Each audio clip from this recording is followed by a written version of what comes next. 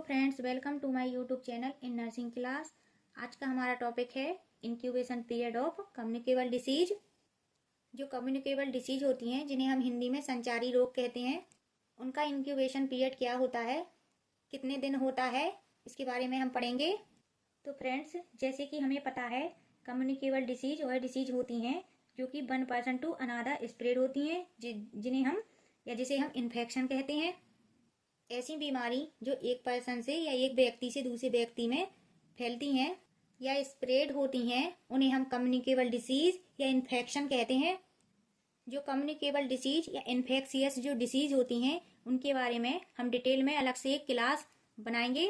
तो आइए फ्रेंड, सबसे पहले हम जानेंगे जो इंक्यूबेशन पीरियड होता है या इंक्यूबेशन क्या होता है। जो इन्फेक्शन होता है, इन्फेक्शन या पैथोजन या वायरस बैक्टीरिया, जो पैथोजेंस होते हैं वो inter into the body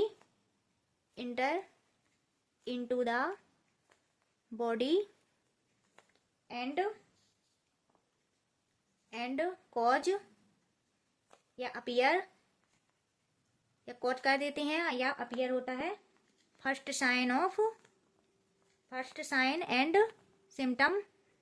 sign and symptom अकर या appear is called incubation period.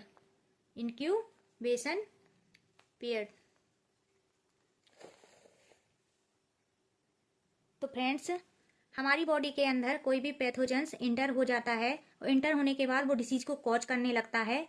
तो जब ये पैथोजन इंटर होता है, जिस दिन से ये पैथोजन या इन्फेक्शन हमारी बॉडी के अंदर पहुंचता है या इंटर होता है, उस दिन से लेकर के जब तक सिम्टम अपीयर नहीं होता है, first sign and symptom appear होता है, तब तक के पीरियड को हम इंक्यूबेशन पीरियड कहते हैं। Pathogen enter into the body and appear first sign and symptom of the disease is called incubation period. So friends, हर डिसीज का अपना अलग अलग इंक्यूबेशन पीरियड होता है, जिसके बारे में हम स्टडी करने जा रहे हैं। तो फ्रेंड्स, आइए हम जानेंगे incubation period of disease. First one, botulism, जिसका इंक्यूबेशन पीरियड होगा हाफ डे से लेकर के 1 डे, सिर्फ 1 दिन का ही इंक्यूबेशन पीरियड होता है। सेकेंड, कॉलेरा, जो कि कम्युनिकेबल डिसीज है, जिसका incubation period 1 day to 2 day, 1 से 2 दिन इसका इंक्यूबेशन पीरियड होता है। तीसरी जो मेन इंपॉर्टेंट कम्युनिकेबल डिसीज है, इन्फ्लुएंजा इन्फेक्शन हर विंटर सीजन में कॉमन है। इन्फ्लुएंजा का incubation period 2 to 3 days। And next, diphtheria का incubation period 2 to 5 days। Next, tetanus, incubation period 6 to 10 days। Next,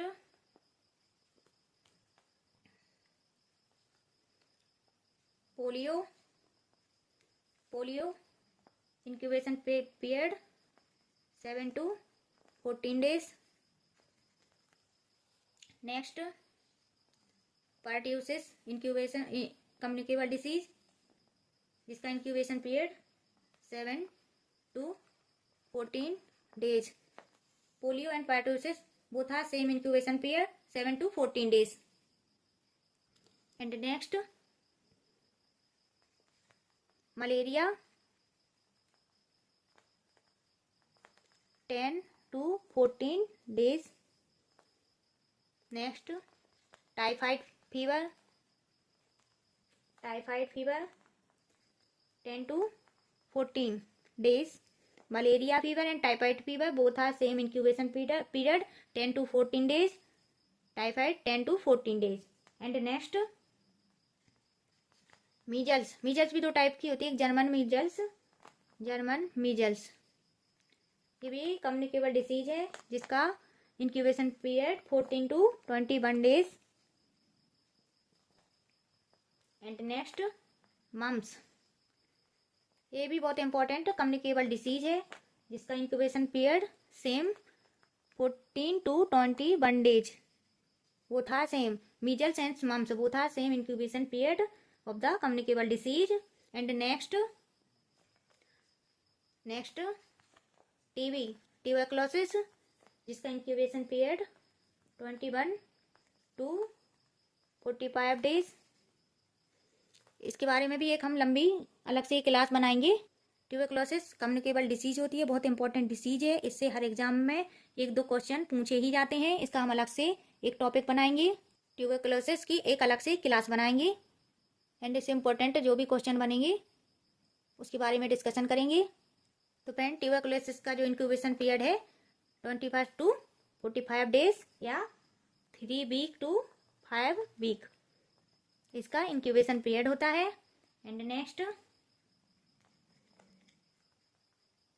hepatitis A, इसका incubation period 2 week to 5 week, इसका भी same ही होता है।